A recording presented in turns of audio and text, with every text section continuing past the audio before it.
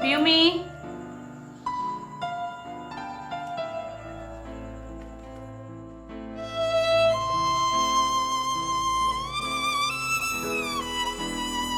දුව පියුමි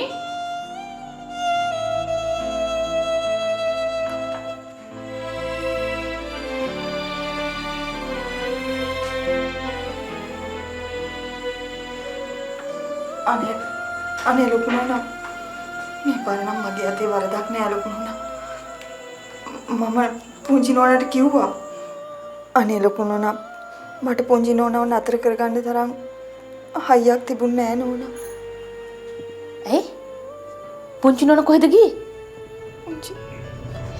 පුංචි නෝනා මං හිතන්නේ දරුවව බලන්නද කොහෙද ගිහිල්ලා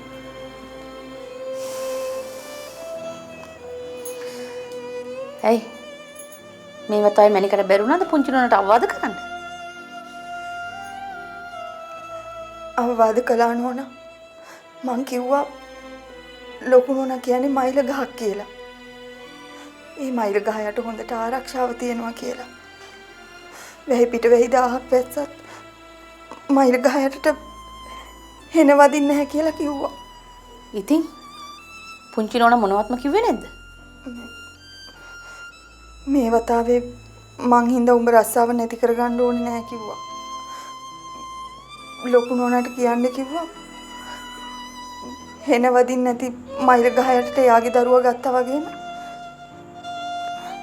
මයිල පැලයක් හේවනට හරි යාගේ දරුවා ගන්නවා කියලා. එහෙනම් එයා මේ වතාවේ පරණ වැරද්දම කරන්න පටන් අරන් වගේ.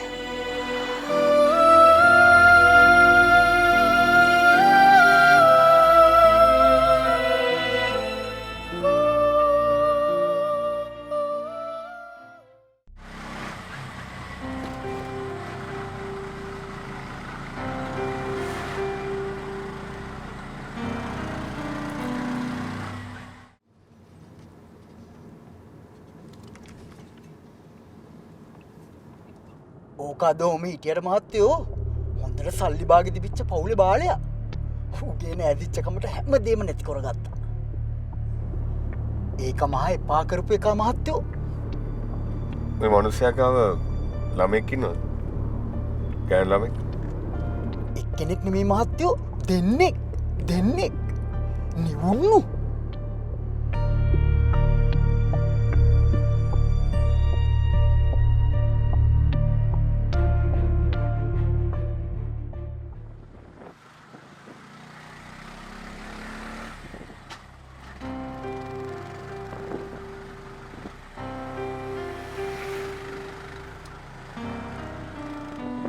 එහෙම කියලා හරියන්නේ නෑ සුදා. නිතරම අපේ දරුවා ගැන ඇහැ ගහගෙන ඉන්න ඕනේ. හැම දෙයක්ම තියෙන්නේ මගේ ඇස්කන් ඉස්සරහා. අනික නෝනා කන් දෙකට වඩා මං ඇස් දෙක විශ්වාස කරනවා. මිස් මෙතනින් කොහාටද? කවුද මේ මිනිස්සයා? මිනිහගේ නම රංජි. මිනිහා නම් ටිකක් අමාරුකාරයෙක් වගේ. හැබැයි ගෑණි මිනිහට වඩා බලවත්.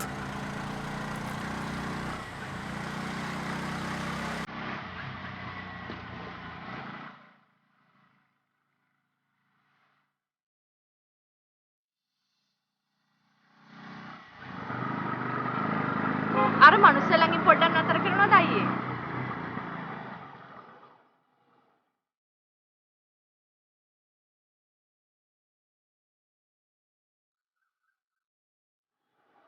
රංජිලගේ ගේ කොහෙද තියෙන්නේ?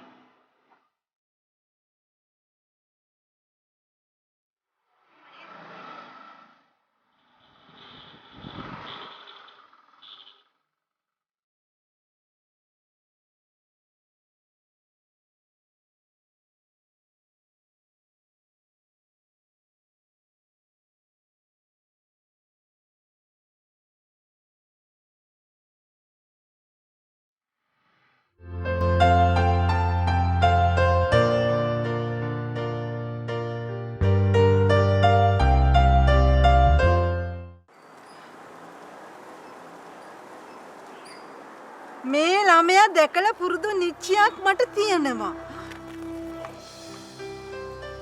මේ හොඳට මතක් කරලා බලන්න. මේ කොහෙදද වා මෙයාව දැක්කේ කියලා. අනේ හොඳට මතක් කරන්න. අම්මයි දුවයි වැඩකාර ගෑණියෙකුයි විතරයි ඉන්නේ. මහත්තයා ඇයි හොයන්නේ? නෑ මේ කලබල වෙන්න එපා. මෙහෙම විශේෂ හේතුවක් නෑ. මේකයි මේ නෝනගේ වටිනා කියන දෙයක් මං ගාව තියෙනවා. මට ඕනේ කොහොම හරි ඒක මේ නෝනට දෙන්න. ඇත්ත කියනවා. සමසේ මංකොල්ලකාරයෙක් නේද? කතා කරනවා. මංකොල්ලකාරයෙක් නෙමෙයි. බොරු කියන්න එපා. අයියෝ මේ මට මගේ දෙයක්වත් ආරක්ෂා කරන්න බැරි කොට මං කොහොමද මේ අනුන්ගේ දෙයක් හොරගම් කරන්නේ? පිස්සු.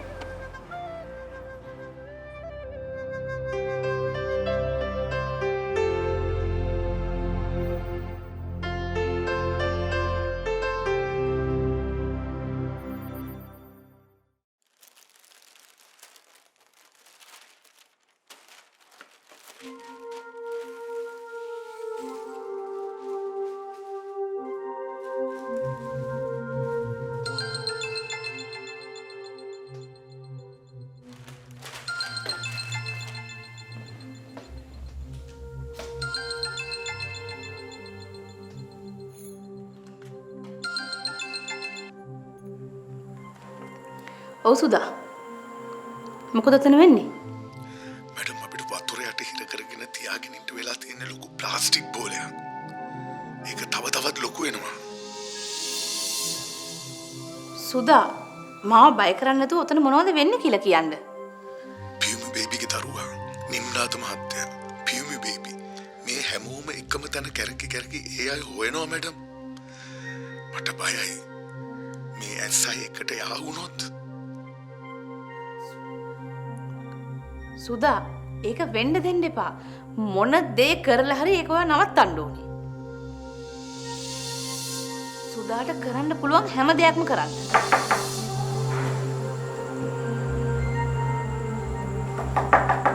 මැනිකා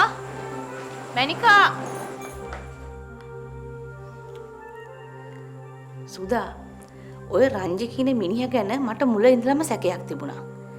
මිනිහා තමයි මෙතන හැම දෙයක්ම අවුල් කරන්නේ. සුදා ඔය මිනිහා ගැන හොඳට ඇහගහගෙන ඉන්න.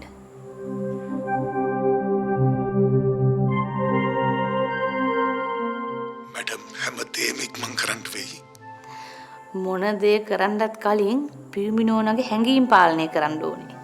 මැඩම් මට වෙන කරන්න දෙයක් නැහැ. බැරි වෙලා හරි නිම්නාද මහත්තයයි පියුමි බේබි එකට හම්බුනොත් එහෙම මම නිම්නාද මහත්තයාට සුදා නිම්නාද මහත්තයට කිසිම දෙයක් කරන්න එපා. මොනවා වුණත් ඒ පියුමිනෝනගේ මහත්තයා.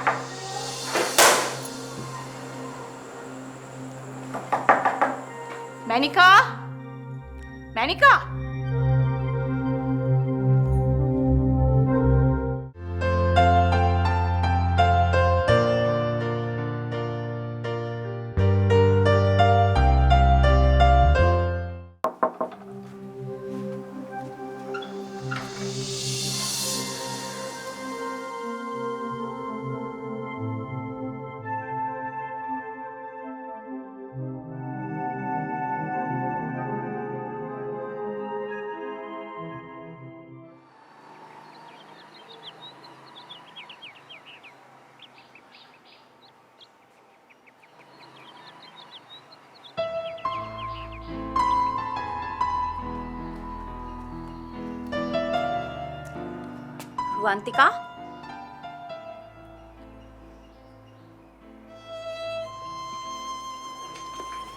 රුවන්තිකා ඇයි ආන්ටි ආ මැරුණේ? මතක නැද්ද?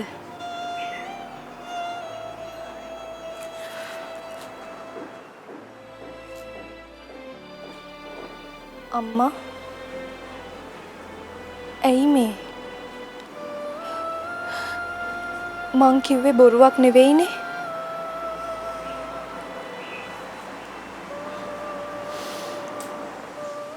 වර්ජින් රණසිංහගේ පුතාට පිස්සුවෙන් ආදරය කරපු ඒ රුවන්තිකා සුයිසයිඩ් කරගත්තා. එයා මැරුණා.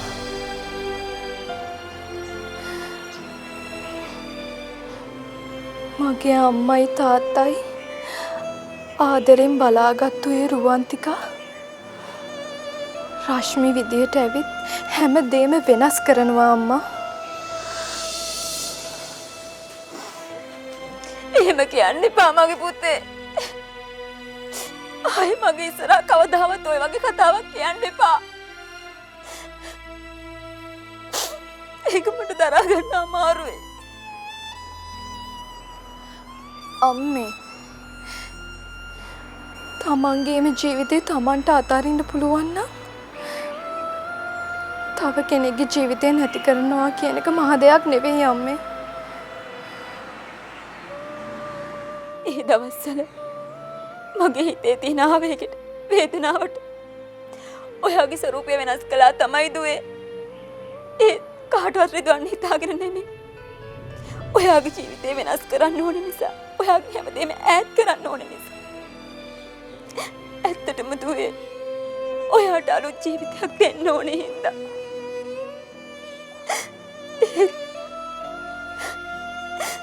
දැන් මට ඇත්තටම හරි බයයි දුවේ. අඬන්න එපා අම්මා. අපි අඬපු කාලේ දැන් ඉවරයි. දැන් අඬන්න ඕනේ අපිට රිද්දපු අය.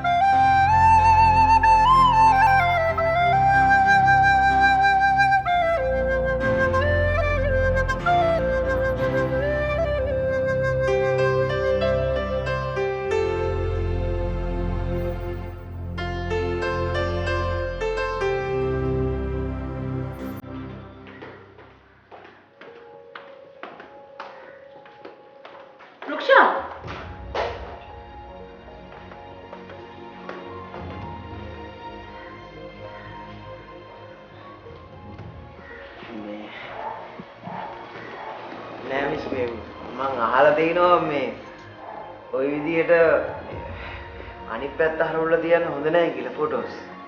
ඒකයි. මං හිතුවා රුක්ෂාන් මොඩර්න් විදියට හිතන කෙනෙක් කියලා.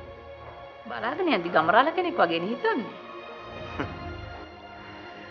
සමහර ගමරාල්ලා කියන දේවල් අද වෙනකොටත් විද්‍යාඥයන්ට හොයාගන්න බැරි වෙලා තියෙනවා. ඒකට හේතුව තමයි දැනුමට වඩා අත්දැකීම ප්‍රබලයි. ඒකයි. මේ මට දැන් පොඩි වැඩකට එළියට යන්නත් තියෙනවා.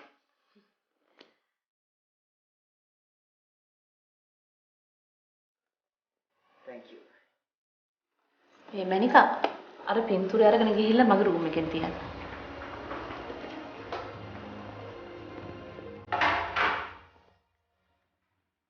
මේ මම රුක්ෂාන් දුව කෝල් කරාම කියන්නම්කෝ රුක්ෂාන් මෙහෙ ඇවිත් ගියා කියලා.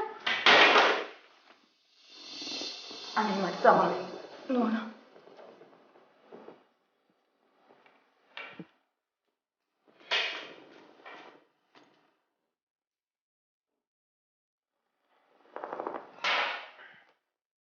ආන්ටි මම යනවා.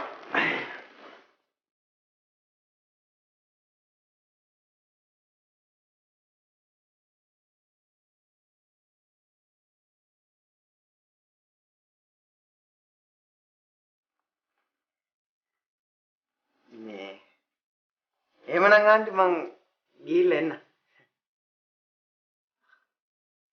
එන්නම් කියලා කිව්වට රුක්ෂාන් ආයෙත් එද්දි අපි මෙහෙ නැති වෙයි. නැති වෙයි? ඒ කියන්නේ මේ ආන්ටිලා වෙන ගෙදරකට යනවද?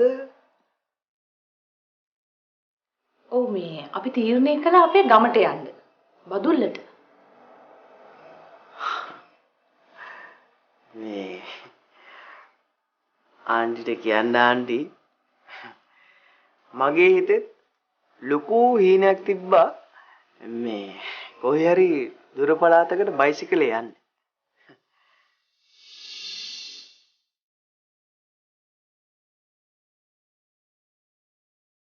යන්න.